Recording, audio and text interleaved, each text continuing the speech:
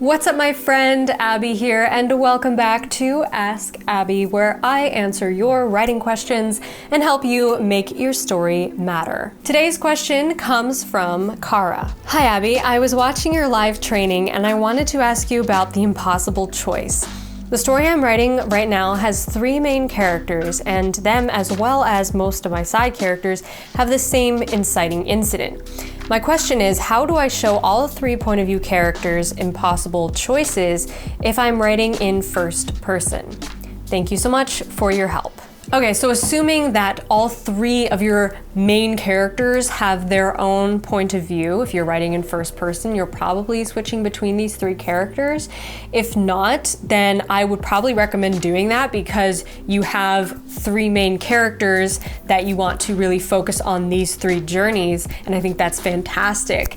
And there are different ways to do that for sure. You can do it through third person as well, but I personally really love first person switching points of view because you get to really dig deeper into each character's unique internal conflict. So there are several different ways to show the impossible choice moment and how it affects all the individual characters in your story differently. The most important thing to focus on here is setting up the conflict. And I talk about this a lot when I talk about the opening of your story, how you really have to set up the characters and what they believe about themselves and about the world, what their fatal flaws are, what are the lies that they hold on to, right? And how does that shape not only who they are, but the goals they pursue? Why do they go after the thing they want, the thing that they think will make them happy?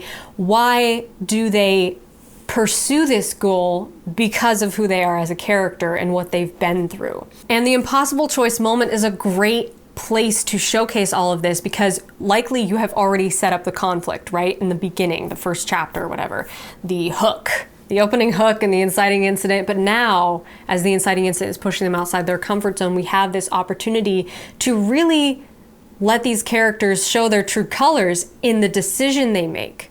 So it's one thing to have something thrown at you, but it's another thing entirely how you respond to that. And how you respond really says something about who you are. And that's what you want to do here. You want to say something about who these characters are. A great example of this done well is the BBC miniseries Around the World in 80 Days. We basically have 3 protagonists: Phileas Fogg, Miss Fix, and Passepartout. They all wind up on the same adventure, but the events that bring them together are different for each character. For the main protagonist, Phileas Fogg, it's all about seeking personal accomplishment and a sense of meaning in his otherwise boring, predictable life. I'm going to circumnavigate the globe in 80 days. He wants to prove to himself that he can circumnavigate the globe in 80 days, but he also wants to win the wager with his longtime frenemy, who is constantly dragging Fogg down. 10,000 pounds. What? 20,000. Meanwhile, Miss Fix is determined to make a name for herself as a writer in the male-dominated industry of reporting. It's 1872. Would your readership really suffer a mass coronary if they discovered a woman had written this? No, Abigail, this is neither the time nor the place. She sees the opportunity to report on this world tour as the chance to prove herself a great writer. My contract for my new regular column. Around the World with Abigail Fix. But really, we can see that she's more concerned about making her father proud. I'm going to be a proper writer. You can be a proper writer here. No, I can't. You proved that today. Passepartout, on the other hand, is a man without any sense of belonging. He has a hard time trusting other people and has spent most of his life on the run. But we see that he is clever, resourceful, and deeply caring. You deserve much more than me. Find a good man. A man who wants to settle down. He joins the adventure around the world basically to escape, by getting himself hired to be Fogg's valet. I've been sent by the agency, monsieur, your new valet. Call the police! Phileas, you can't go on your own. Bellboy, Yes, sir? get round to Fritton's agency, quick smart. Have them send their finest man to this address. Of course. I'll take care of this. Bit. Ah, you're the best on their books. All of this transpires in the first act of the first episode of the series, and honestly, it is so well done because we can see how each of these characters have unique desires, fears, and misbeliefs, and how their individual decisions lead them all down the same path together.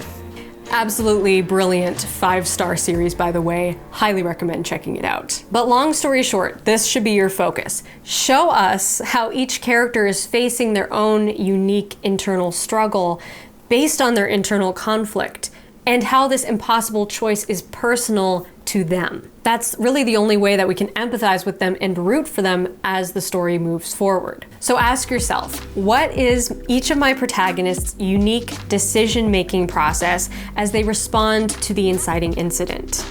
How do they each react differently based on their unique desires, fears, and misbeliefs? And even if we don't learn everything about their internal conflict right away, that's okay. We just have to know enough to care about them for now. We can always learn more later as they are challenged by the events of the plot and forced to make more decisions, and ultimately forced to change as a character. Hopefully that helps. Hopefully that answers your question. If you would like me to answer your question here on YouTube, here's how to submit questions to the show. Either hit the join button below this video, get inside the YouTube community, and leave your question in a comment on the Ask Abbie post, or go to patreon.com/Abbie Emmons and get inside the Inner Circle group and post your question there. Just make sure you hashtag it Ask Abbie so that I see it. I randomly choose a new question to answer each week, so maybe next time I will answer your question. Smash that like button if you liked this video, and be sure to subscribe to this channel if you haven't already, because I post writing videos every single Wednesday, and I would love to have you here in the community. Until next week, my friend, rock on. So much good conflict there, and that's what made it stand out and be so iconic. Right. When a bunch of other action sequences had followed it, but this one was obviously much higher stakes, much more on the edge of your seat, waiting to see what happens next. Yeah, for sure. And so that's what you have to take the time to set up, I think, when you're planning on writing.